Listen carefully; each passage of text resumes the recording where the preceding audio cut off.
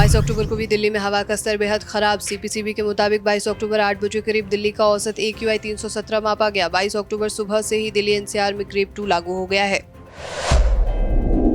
दिल्ली में बढ़ते प्रदूषण और यमुना नदी में जहरीली झाग को लेकर बीजेपी ने केजरीवाल सरकार पर गंभीर आरोप लगाए हैं। उन्होंने कहा, दिल्ली सरकार ने प्रदूषण के मुद्दे और मुख्य कारणों पर 10 वर्षों में कोई कदम नहीं उठाया। दिल्ली NCR में बढ़ते प्रदूषण के चलते ग्रेड 2 की पाबंदियां लागू हो गई है, जिनमें पार्किंग फीस में इजाफा, CNG इलेक्ट्रिक बसों तथा मेट्रो सेवाओं का विस्तार शामिल है। प्राकृतिक गैस, बायोगैस, LPG से चलने वाले जनरेटर ही चल सकेंगे। बीजेपी ने दिल्ली के 245 झुग्गी क्लस्टर्स में विरोध प्रदर्शन किया। आप सरकार पर खराब स्थिति और विकास की कमी का आरोप लगाया। बीजेपी ने सत्ता में आने पर झुग्गी वासियों का जीवन सुधारने का वादा किया है। सुप्रीम कोर्ट ने अरविंद केजरीवाल की याचिका खारिज कर दी है, जिनमें मानहानि के मामले पर रोक लगाने की मांग की गई थी। कोर्ट ने कहा कि इस मामले में हस्तक्षेप नहीं किया जाएगा, जिससे गुजरात में आपराधिक मानहानि का मामला चलता रहेगा। दिल्ली के उपराज्यपाल VK सक्सेना ने आदेश दिया कि दिल्ली के महिला आयोग के सभी संविदा कर्मचारियों के तत्काल प्रभाव से हटा दिया जाए। इस आदेश का पालन करते हुए महिला एवं बाल विकास विभाग ने सभी संविदा कर्मचारियों की सेवाएं समाप्त कर दी हैं। एक बार फिर से मुख्यमंत्री आवास के रेनोवेशन पर बीजेपी ने केजरीवाल को आड़े हाथों लिया है। संबित पात्रा ने कहा, केजरीवाल ने बंगले में करोड़ों के फर्नीचर का इस्तेमाल किया है।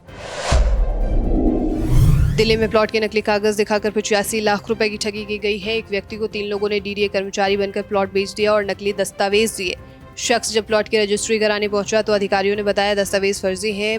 पीड़ित ने थाने में शिकायत दर्ज करा दी है, जिस पर पुलिस ने 3 लोगों को गिरफ्तार कर लिया है। मैरिटल रेप को लेकर प्रस्तावित कानून का विरोध कर रहे पत्नियों से पीड़ित पतियों ने प्रदर्शन किया। JNU स्टेडियम के बाहर इनके प्रदर्शन और नारों ने सभी का ध्यान अपनी तरफ आकर्षित किया। CM योगी आदित्यनाथ ने केंद्रीय गृह मंत्री अमित शाह को जन्मदिन की बधाई दी। इस मौके पर उन्होंने केंद्रीय मंत्री को जननायक की उपाधि दी। CM योगी ने अपनी बधाई संदेश में अमित शाह को जननेता बताते हुए अनुशासन का प्रतीक बताया। प्रदेश में कई स्थानों पर केंद्रीय मंत्री का जन्मदिन मनाया जा रहा है। नोएडा के एक जाने माने स्कूल में 3 साल की छात्रा से छेड़छाड़ का मामला बढ़ता जा रहा है। अब पेरेंट्स के दबाव में स्कूल प्रबंधन ने प्रिंसिपल को हटा दिया है। छात्रा के साथ 3 सितंबर को बैड टच की घटना हुई थी। उसके बाद से घर वाले आक्रोश में थे और जिम्मेदारों पर कार्रवाई करने की मांग कर रहे थे।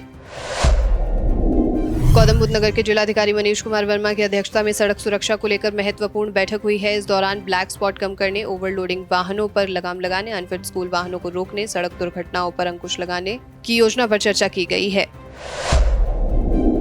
10 साल से छत के लिए लाखों रुपए सुपरटेक बिल्डर को देने के बाद अब हजारों बायर्स की पीड़ा दिखने लग गई है। यूपी रेरा से लेकर जनप्रतिनिधियों के दरवाजे पर दस्तक देकर थक चुके लोग अब NCLT से न्याय की गुहार लगा रहे हैं।